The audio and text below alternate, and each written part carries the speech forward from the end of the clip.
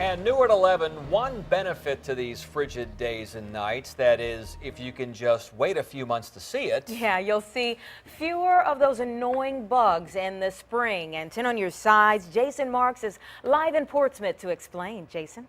Yeah, I mean, it really makes sense. If you can imagine this, most of the bugs really burrow in a nest just inches below the surface of the ground. So whenever you have frozen temperatures like we've had over the last couple days, the ground gets frozen too, essentially just killing those bugs.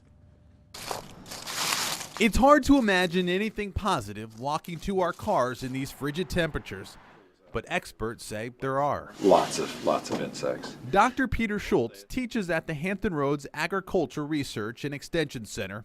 His life revolves around bugs. I've been doing this, 40 years. In his lab, you'll find all sorts of creatures captured over the past summer, one of the worst in recent history for bugs. And I attribute that some to the mild winters we had in the year or two prior to that, where we saw some real warm January and February days. It never really got very cold, and certainly not like it has the last couple of days here. Because of the lack of cold, bugs were able to thrive. Mix in a wet spring, and you find situations like this: homes being overrun with ants, and trees with caterpillars.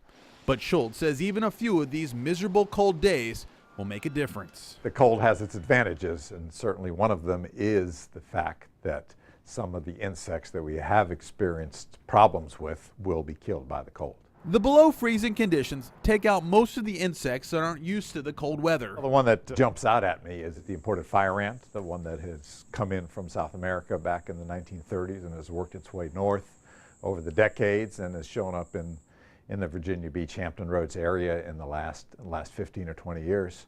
Winters like this will knock that insect out. Schultz also expects to see less caterpillars in some species of mosquitoes. He says ideally a couple weeks of cold would help, but you'll take what you can get. You'll quickly forget how cold you are tonight, and you'll enjoy the fact that there'll be a few less bugs out there next spring and summer. And I spoke with an exterminator on the phone just a short time ago who also agreed that a sustained cold weather would help kill off more bugs, but he says he thinks we need that sustained cold for many weeks. Now, getting many weeks of these temperatures here in Hampton Roads is extremely unlikely. In Portsmouth, Jason Marks, 10 on your side.